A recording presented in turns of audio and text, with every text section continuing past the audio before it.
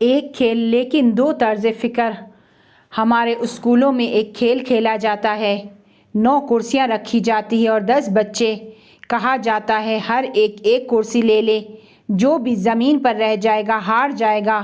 بچے ایک وحشیانہ حملہ کرتے ہیں، بچے کے جس نے ادب سیکھا، اخلاق سیکھا، سب ہوا، ایک ہار جاتا ہے۔ پھر 8 کرسیاں اور 9 بچے، اسی طرح ایک ایک کرسی کم کرتے ہوئے آخر میں 1 کرسی اور 2 بچے رہ جاتے ہیں۔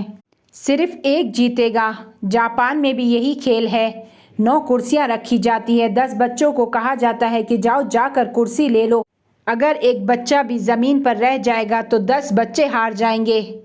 ایک دوسرے سے چپک جاتے ہیں اور کرسیوں پر بیٹھتے ہیں، پھر ایک اور کرسی ہٹا دی جاتی ہے۔ 8 کرسیاں اور 10 بچے، کوئی بھی زمین پر نہ رہ جائے ورنہ سب ہار جائیں گے۔